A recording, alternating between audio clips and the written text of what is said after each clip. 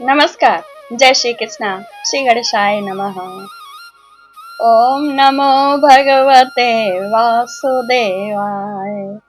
ओम नमो भगवते वासुदेवाय।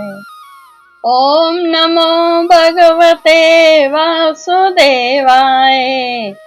श्री मुकुंदाय नमः। गोविंदाय नमः। महर्षि व्यास की जय हो। माँ भगवती सरस्वती की जय हो। आप धर्म पिपासु की जय हो।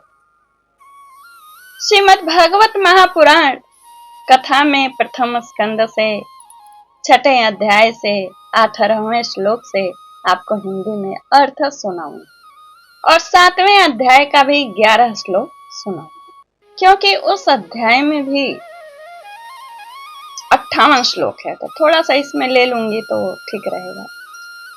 इस श्लोक में देवर्षि नारद किसके लिए व्याकुल हैं, और पिछले आधे अध्याय के वीडियो में आपने सुना होगा कि कैसे दासी का पुत्र देवर्षि नारद बने। तो दासी का पुत्र उस वीडियो में थे, अभी इस वीडियो में वे देवर्षि कैसे बने उसकी गाथा गाई जाएगी। और वे किसके लिए बेचैन हैं, किसके विरह में वे तड़प रहे हैं, इस सबका इसमें बहुत अच्छे से बताया गया है। आइए 18वें श्लोक से हिंदी में अर्थ सुनिए। जब नारद मुनि गहन वन में जाकर भगवान का ध्यान कर रहे थे, तो भगवान ने उनके पर कृपा करके अपने स्वरूप का दर्शन करा दिया। उसके पश्चात क्या हुआ, 18वें श्लोक से सुनिए। व्यास जी कहते हैं, नारद जी व्यास जी, उस समय प्रेम भाव के अत्यंत उद्रेक से मेरा रोम रोम पुलकित हो उठा। हृदय अत्यंत शांत और शीतल हो गया। उस आनंद की बाढ़ में मैं ऐसा डूब गया कि मुझे अपना और ध्येय वस्तु का तनिक भी भान न रहा। भगवान का वह अनिवर्चनीय रूप समस्त शोकों का नाश करने वाला और मन के लिए अत्यंत लुभावना था। सहसा उसे न देख मैं बहुत विकल हो और अनमना सा होकर आंसुओं से उठ खड़ा हुआ। क्षण मात्र ही भगवान ने दर्शन दिया था, और जब वह गायब हो गए तो उसके बाद वे विरह में व्याकुल होकर आंसुओं से उठ खड़े हुए। मैंने उस स्वरूप का दर्शन फिर करना चाहा, किंतु मन को हृदय में समाहित करके बार बार दर्शन करने की चेष्टा पर भी मैं उन्हें नहीं देख सका। वह स्वरूप ईश्वर का नहीं देख सका। मैं अतृप्त के समान आतुर हो उठा। इस प्रकार निर्जन वन में मुझे प्रयत्न करते देख, उनका दर्शन करने के लिए प्रयत्न कर रहे थे, बार बार ध्यान कर रहे थे, तो स्वयं भगवान ने, जो वाणी के विषय नहीं है, बड़ी गंभीर और मधुर वाणी से मेरे शोक को शांत करते हुए कहा, खेद है कि इस जन्म में तुम मेरा अब दर्शन नहीं कर पाओगे। जिनकी वासनाएं पूर्णतया शांत नहीं हो गई हैं, उन अधकचरे योगियों को मेरा दर्शन अत्यंत दुर्लभ है। निष्पाप बालक, तुम्हारे हृदय में मुझे प्राप्त करने की जो लालसा जागृत हुई है, उसे मैंने देख करके ही तुम्हें अपना एक झलक दिखाया है। मुझे प्राप्त करने की आकांक्षा से युक्त साधक धीरे धीरे हृदय की संपूर्ण वासनाओं को भली भांति त्याग देता।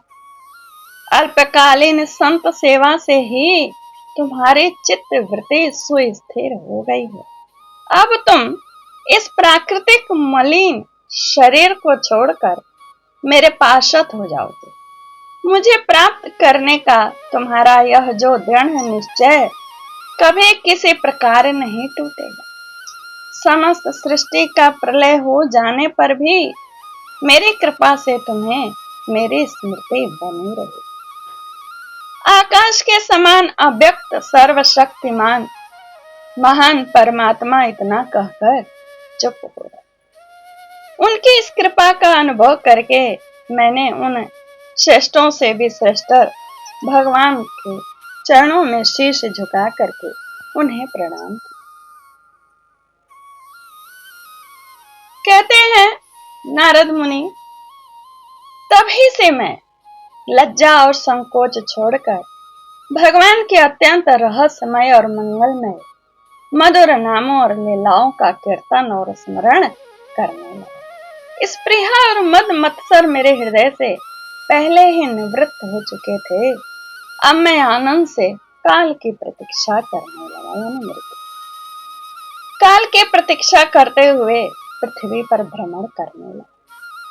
व्यास जी, इस प्रकार भगवान की कृपा से मेरा हृदय शुद्ध हो गया, आसक्ति मिट गई और मैं श्री कृष्ण परायण हो गया। कुछ समय बाद जैसे एकाएक बिजली कौंध जाती है, उसी प्रकार अचानक मेरी मृत्यु हो गई।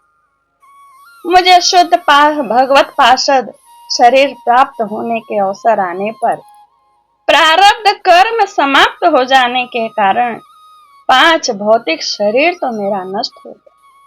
कल्प के अंत में जिस समय भगवान नारायण एकारण यानी प्रलय कालीन समुद्र के जल में शयन करते हैं, उस समय उनके हृदय में शयन करने की इच्छा से सारे सृष्टि को समेटकर ब्रह्मा जी जब प्रवेश करने लगे, तब उनके श्वास के साथ मैं भी उनके हृदय में प्रवेश कर 1 सहस्त्र चतुर्योगी बीत जाने पर जब ब्रह्मा जगे और उन्होंने सृष्टि करने की इच्छा की, तब उनकी इंद्रियों से मरीचि आदि ऋषियों के साथ मैं भी प्रकट हुई।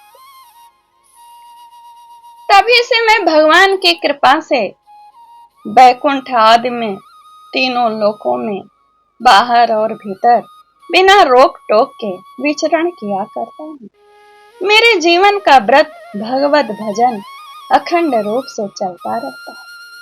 भगवान की दी हुई इस स्वर ब्रह्म से विभूषित वीणा पर तान छेड़कर मैं उनकी लीलाओं का गान करता हुआ सारे संसार में विचरता।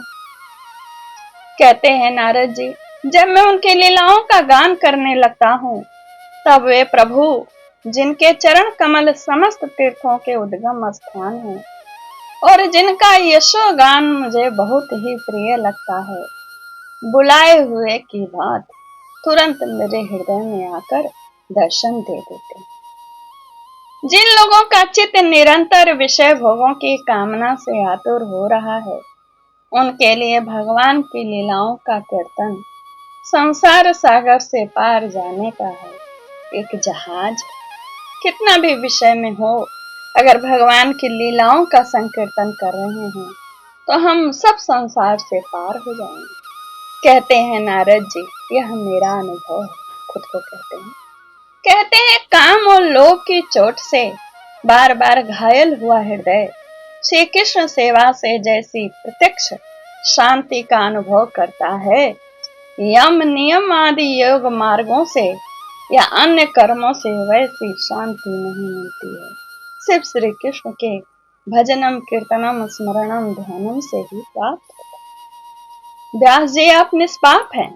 आपने मुझसे जो कुछ पूछा था वह सब अपने जन्म और साधना का रहस्य तथा आपकी आत्मतुष्टि का उपाय, आत्मतुष्टि संतुष्ट नहीं थे ना, मैंने आपको वह सारा उपाय बता दिया। सूत जी कहते हैं, सौनक आदि ऋषियों देवर्षि नारद ने व्यास जी से इस प्रकार कहकर जाने की अनुमति ली और वीणा बजाते हुए स्वच्छंद विचरण करने के लिए वे चल पड़े। आह, ये देवर्षि नारद धन्य, क्योंकि ये सारंग पाणी भगवान की कीर्ति को अपनी वीणा पर गा गा करके स्वयं तो आनंद मग्न होते ही हैं, साथ ही साथ इस त्रिताप तप्त जगत को भी आनंदित करते रहते हैं। श्रीमद् भागवते महापुराणे पारमहंस्याम संहितायाम प्रथम स्कंदे व्यास नारद संवादे 6वां अध्याय यही पूर्ण होता है। मैंने सोचा था 7 अध्याय का भी 12-13 श्लोक सुनाऊंगी, लेकिन ठीक है, 2 वीडियो बना दूंगी 7 अध्याय का। उसमें सुनिए कैसे व्यास मुनि कहाँ जाते हैं, क्या करते हैं और कैसे श्रीमद् भागवत पुराण का संरचना करेंगे और किस किस जगह से उद्गम होगा, यह सब अगले वीडियो में सुनिएगा। नमस्कार, जय